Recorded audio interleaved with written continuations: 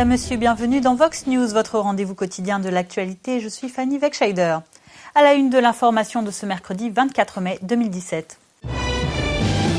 Pour la première fois, l'État islamique revendique un attentat en Somalie, plus précisément dans la province semi-autonome du Puntland. 5 personnes sont mortes. Au Cameroun, le rapport de la commission d'enquête sur l'accident mortel de train DCK en octobre 2016 vient enfin d'être publié. Et pour finir, l'Organisation mondiale de la santé a un nouveau directeur général et pour la première fois, il est africain. Il s'agit de l'Éthiopien Tedros Adhanom Ghebreyesus.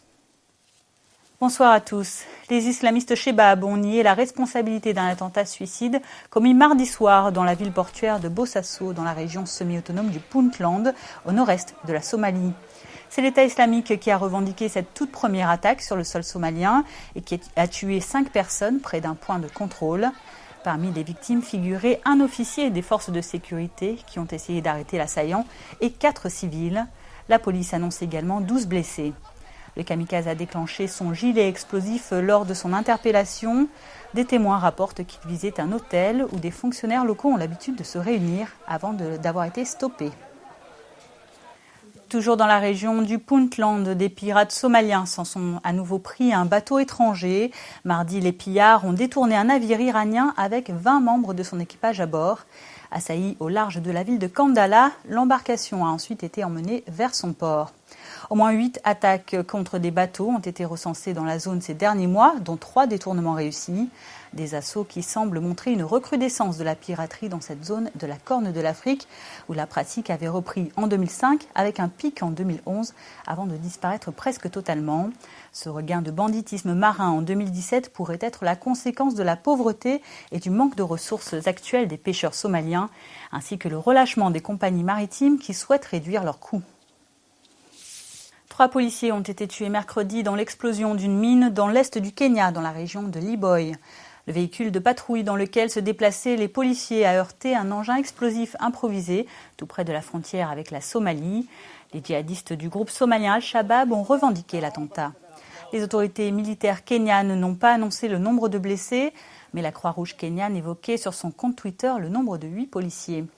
Cette dernière attaque a eu lieu dans le comté de Garissa, là où plusieurs autres attentats imputés à Al-Shabaab ont été perpétrés ces dernières années, notamment la prise d'otage en 2015 de l'université de Garissa et dans lequel 148 personnes avaient trouvé la mort. L'Ouganda est aussi un pays d'Afrique de l'Est frappé par la crise, celle des réfugiés. L'ampleur de la situation est sans précédent, avec l'arrivée de plus de 2000 personnes chaque jour.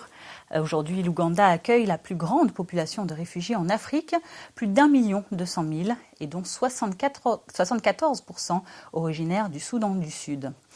Depuis juillet 2016, plus de 600 000 Sud-Soudanais ont fui la montée du conflit et maintenant la famine qui sévit dans leur pays.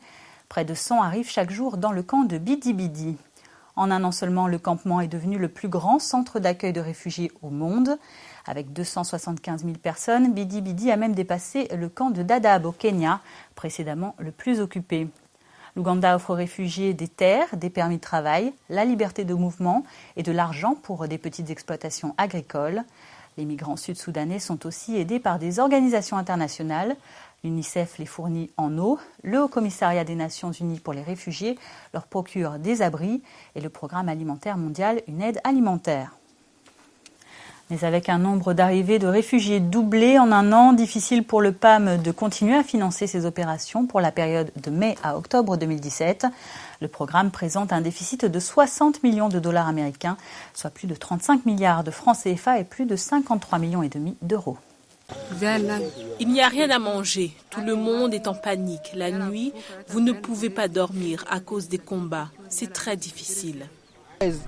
S'il y a de l'instabilité politique, nous ne pouvons pas rester là parce que la nourriture est la vie, l'eau est la vie et l'argent est aussi la vie. Donc s'il y a de l'instabilité politique, nous ne pouvons pas rester là-bas. Mieux vaut nous trouver un endroit plus sûr où rester.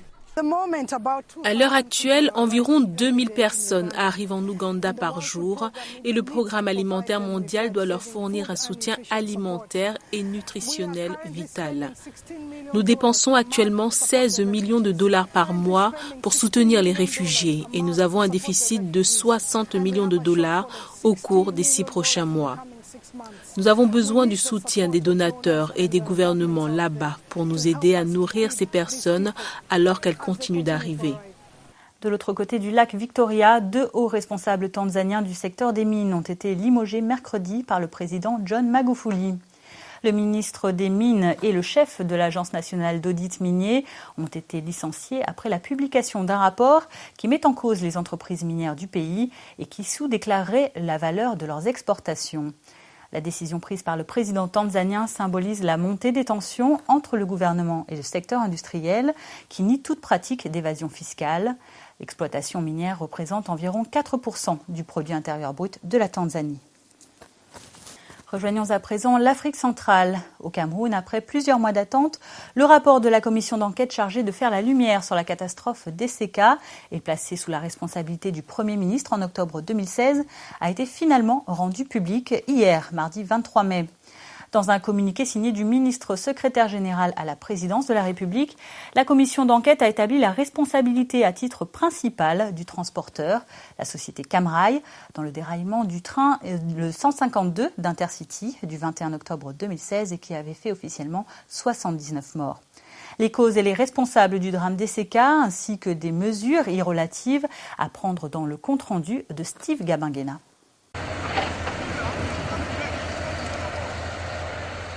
Très attendu par les Camerounais, c'est finalement 7 mois et non 1 mois comme prédéfini. Après le drame des ECK que les noms des responsables ainsi que les mesures à prendre sont connus.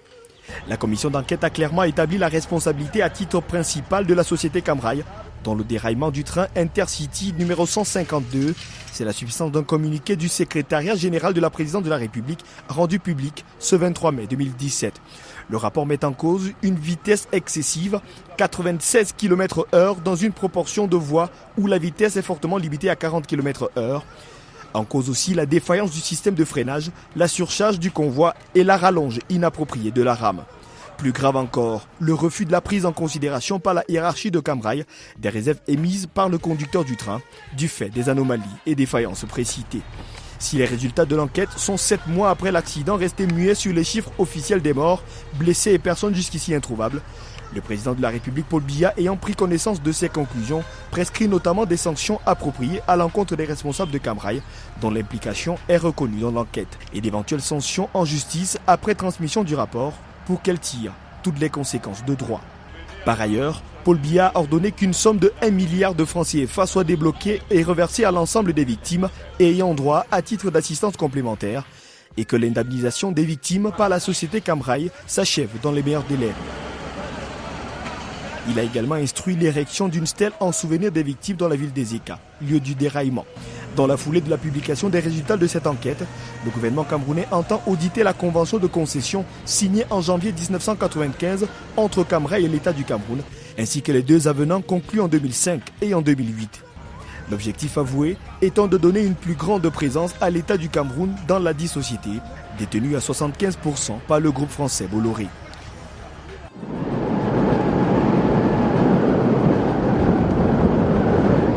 Le 21 octobre 2016, suite à la rupture d'un pont de l'axe lourd Douala-Yaoundé, des milliers de voyageurs s'étaient engouffrés dans le train, unique moyen de transport de masse disponible ce jour-là dans les premières heures de la journée. Le train a déraillé près de la gare d'ECK, faisant officiellement 79 morts et près de 600 blessés. Nouveau développement dans l'affaire Clément Kankou en République démocratique du Congo. Au lendemain de la publication de 2 enregistrements qui mettent en cause le député et ancien ministre dans les massacres qui sévissent dans les provinces des Kasaï depuis des mois, la justice congolaise a annoncé mardi avoir demandé au président de l'Assemblée nationale l'autorisation d'ouvrir une enquête préjuridictionnelle. Dans l'une des conversations qui incriminent Clément Kankou, on entend le député de l'opposition parler à un présumé milicien, Kamwina Nsapu, au sujet d'une attaque en cours en août 2016. Le mis en cause semblait notamment se réjouir du saccage de la localité de Chimbulu, une attaque qui avait fait officiellement 9 morts. Le procureur général de la République a précisé que si les faits reprochés à Clément Kankou devaient être établis, il pourrait être inculpé de participation à un mouvement insurrectionnel et d'assassinat. De son côté, l'ancien ministre se déclare à la disposition de la justice et il nie toutes les accusations portées contre lui. Clément Cancou rejette aussi les accusations du quotidien New York Times le liant à l'assassinat début mars des 2 experts de l'ONU, l'américain Michael Sharp et la suédo-chilienne Zaida Catalán, en mission au Kasaï pour enquêter sur ces violences. Le Conseil de sécurité de l'ONU s'est d'ailleurs réuni à huis clos mardi pour discuter de l'enquête congolaise sur ces meurtres qu'il met en doute. Et toujours concernant les violences en République démocratique du Congo, particulièrement dans les régions des Kasaï, le commandant de la force onusienne de maintien de la paix dans le pays s'est exprimé depuis New York mardi. Le lieutenant-général Derrick Mbouisselo Ngwebi a notamment détaillé les défis auxquels doivent faire face les hommes de la MINUSCA dans leur mission. Pour nous, c'est un défi de travailler avec les forces armées de la République démocratique du Congo, en particulier dans les zones politiquement chargées comme le Kasaï, où la coopération avec elles devient difficile quand on trouve aussi qu'elles commettent des violations des droits de l'homme. L'interprétation par certains contingents sur le terrain n'est pas nécessairement la même et ils ont tendance à utiliser la force en matière de légitime défense. Mais cette partie qui parle de l'usage de la force pour la défense du mandat devient une interprétation différente, une compréhension différente que nous devons examiner. Le maintien de la paix n'est pas seulement nécessaire, il est essentiel. Comme le disait Dag Hammarskjöld, secrétaire général des Nations Unies de 1953 à 1961, l'ONU n'a pas été créée pour amener l'humanité au paradis, mais plutôt pour sauver l'humanité de l'enfer. Les casques bleus du monde entier tentent de relever ce défi quotidiennement. Certains de nos soldats de la paix sont en train de mourir en essayant d'atteindre ce défi, comme nous l'avons vu de façon tragique récemment en République centrafricaine et hier au Tchad. Notre défi consiste à faire en sorte que les fins et les moyens requis soient disponibles pour donner à nos soldats de la paix les meilleures chances possibles de succès. Santé à présent, l'Organisation mondiale de la santé a annoncé mardi une hausse du bilan de l'épidémie de virus Ebola en République démocratique du Congo. Ce sont désormais 4 personnes qui sont décédées parmi 43 infectées. Il y avait 4 décès sur ces 43 cas. 3 sont considérés comme probables et 1 a été confirmé par des tests de laboratoire. Actuellement, 5 personnes sont dans une unité de traitement. Il y a plus de 400 cas actuellement suivis, 419 pour être précis. Sur ces 419 cas, 54 sont déjà au-delà de la période de 21 jours qui correspond à la date de suivi des contacts pour s'assurer qu'ils ne développent pas de symptômes. Donc, ce sont les derniers chiffres. À partir d'aujourd'hui, le gouvernement de la République démocratique du Congo n'a pas encore annoncé la décision d'utiliser des vaccins expérimentaux. Cela dit, le travail est en cours. Il y a des choses qui doivent être faites à l'avance. Médecins sans frontières a développé un protocole, une façon d'envoyer des vaccins à partir de la Guinée sans briser la chaîne du froid. Vous savez, ce vaccin doit être stocké par moins 80 degrés. Nous aidons nos amis de l'OMS et les soutenons dans leur mission pour faire face à la crise d'Ebola. Nous avons déployé un hélicoptère qui sert à toute la communauté de l'ONU et qui est basé à Kisangani. Il a commencé à tourner vers l'épicentre et vers Buta. Nous avons évidemment également du personnel dans la région et dans le pays qui a beaucoup d'expérience en matière de réponse face à Ebola. Et l'Organisation mondiale de la santé a un nouveau directeur général et pour la première fois de l'histoire de l'agence onusienne, il est africain. C'est au 3e tour des votes que l'Éthiopien Tedros Adhanom Ghebreyesus a été élu mardi directeur général de l'OMS. L'agence est chargée de coordonner les réponses aux pandémies et de fixer les normes pour les systèmes de santé de tous les pays. À peine en fonction, le nouveau patron de l'OMS, ancien ministre de la Santé en Éthiopie et spécialiste du paludisme, a affiché son ambition de réformer l'agence.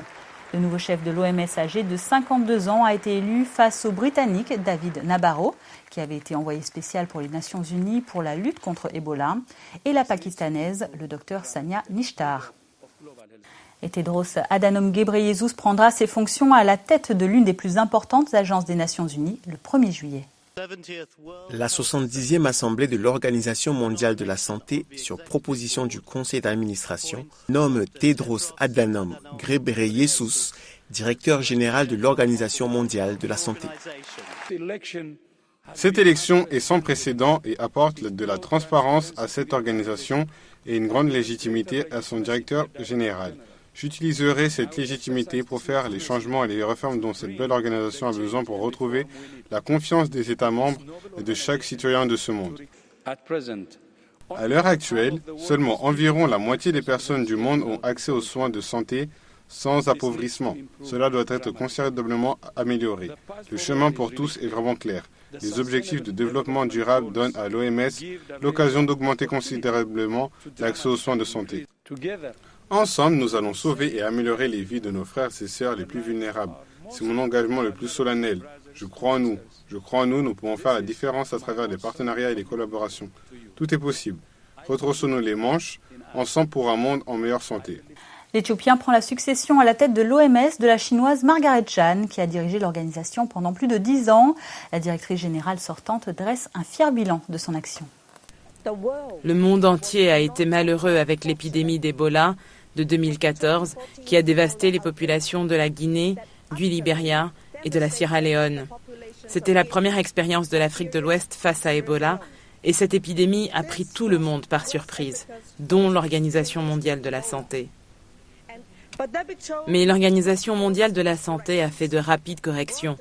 Elle a gardé les 3 épidémies sous contrôle et elle a donné au monde son premier vaccin contre Ebola qui confère une protection substantielle. Cela s'est passé sous mon mandat, j'en suis personnellement responsable. En Afrique de l'Ouest à présent, 2 militaires de la MINUSMA sont morts mardi dans une embuscade au Mali. Un autre a été blessé. Des militaires de la force onusienne circulaient à pied à 5 km au nord de la ville d'Aguelhok avant d'être piégés par des assaillants non identifiés. L'ONU a annoncé l'interpellation de 9 personnes. La MINUSMA a déclaré avoir immédiatement déployé une force d'intervention rapide sur les lieux et évacué les 3 victimes. Un notable local affirme que ces casques bleus sont tchadiens et que l'affrontement auquel ils ont participé a été particulièrement violent. Des journalistes de plusieurs pays d'Afrique de l'Ouest et du Centre se sont retrouvés samedi dernier dans la capitale malienne Bamako pour parler de la lutte contre la consommation du tabac dans le cadre des objectifs du développement durable. Le thème de la rencontre était « Concevoir un avenir sans fumée de tabac » à l'initiative du réseau des journalistes observateurs de l'industrie de la nicotine et du tabac. Les détails avec notre envoyé spécial au Mali, Noël Tadénian. Le tabac tue et tout est mis en œuvre aujourd'hui pour un monde sans tabac. Les actions sont intensifiées pour réduire la prévalence du tabagisme d'ici 2025 afin d'atteindre l'objectif global de réduction des maladies non transmissibles. Il y a eu un fait marquant. Et ce fait marquant, c'est qu'un des majeurs de l'industrie du tabac a décidé d'arrêter la production de la cigarette combustible telle que nous la connaissons. Alors, est-ce que c'est une nouvelle tactique simplement de marketing ou bien est-ce véritablement une ambition affichée qui, comme ils le disent, se met un petit peu au diapason de ce que veut le monde avec les objectifs de développement durable? Les firmes productrices de tabac veulent se joindre à la lutte tout en pensant aux adultes qui fument déjà. C'est ainsi que certaines firmes proposent des alternatives avec la mise sur le marché des produits sans fumée à nocivité réduite. Les nouveaux produits ne sont pas encore pris en compte par l'environnement réglementaire mis en place dans les pays, notamment les lois sur la production et la commercialisation du tabac. Et via nos investissements en recherche et développement, via le développement de nos produits, on est aujourd'hui arrivé à un portefeuille de produits qui permettent ou qui ont le potentiel de réduire la nocivité. Et c'est ces produits-là que nous avons lancés dans un certain nombre de marchés qui font aujourd'hui l'objet de débats avec toutes les parties prenantes, que ce soit la société civile, les médias et autres, pour dire qu'il y a une alternative à la cigarette combustible telle que nous la connaissons et que nous appelons toutes les parties prenantes à s'engager dans cette discussion et à créer l'environnement, je dirais, qui puisse permettre l'émergence de ces produits parce que nous devons faire quelque chose. Comment atteindre alors les objectifs de développement durable par un monde sans tabac? Voici la réponse de Bouni Makinwa, consultant international et ancien fonctionnaire des Nations Unies. Ça, je dis catégoriquement oui, il y a de l'espoir. Le premier pas à prendre, c'est de pousser même cette industrie à vraiment avancer la technologie et peut-être ils peuvent aller même plus loin. Alors je crois que la collaboration est importante. C'est avec cette collaboration que nous pouvons pousser la technologie et la science encore plus que là où elle est actuellement. On constate donc une évolution du choix des consommateurs avec la recherche de substituts à la fois moins nocifs tout aussi satisfaisants. Au sud du continent africain, l'Organisation des Nations Unies pour l'alimentation et l'agriculture recommande au Zimbabwe de former les agriculteurs à faire face au fléau de la sécheresse. Le docteur Elima Sakala, un haut fonctionnaire de l'organisation, a invité le gouvernement zimbabwéen à s'associer à son projet de former les citoyens, particulièrement ceux qui vivent en zone rurale.